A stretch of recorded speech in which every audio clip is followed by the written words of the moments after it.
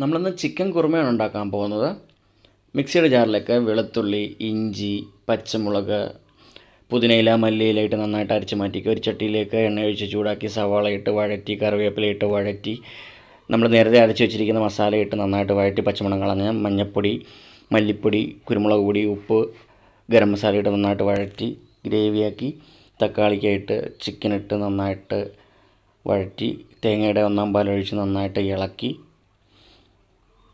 അടച്ച് വെച്ച് വേവിച്ചെടുക്കുക. വേവിച്ച് കഴിയുമ്പോഴത്തേക്കും പുഴുങ്ങിയ ക്യാരറ്റ്, ഉരുളക്കിഴങ്ങിട്ട് വിനാഗിരി ഒഴിച്ച് നന്നായിട്ട് ഇളക്കി തേങ്ങയുടെ ഒന്നാം പാലൊഴിച്ച് നന്നായിട്ട് ഇളക്കി യോജിപ്പിച്ച് മല്ലിയില, പുതിനയില, കറിവേപ്പില ഇട്ട് തീ ഓഫ് ചെയ്യുക. പാനിലേക്ക് എണ്ണ ഒഴിച്ച് കടുക് പൊട്ടിച്ച് ചുവന്നുള്ളി ഇട്ട് വഴറ്റി, വറ്റൽമുളക് ഇട്ട് വഴറ്റി, കറിവേപ്പില ഇട്ട് നന്നായിട്ട് വഴറ്റി താളിച്ച് കുറുമയിലേക്ക് ഒഴിച്ച് കഴിയുമ്പോഴേക്കും നമ്മുടെ കിടുക്കാച്ചി ചിക്കൻ കുറുമ ഇവിടെ തയ്യാറായിട്ടുണ്ട്. ഇതിൻ്റെ മുഴുവൻ വീഡിയോ നമ്മുടെ ചാനലുണ്ട്, എല്ലാവരും ഒന്ന് കണ്ടു നോക്കുക. പുതിയൊരു വീഡിയോ ആയിട്ട് വീണ്ടും കാണാം. നന്ദി.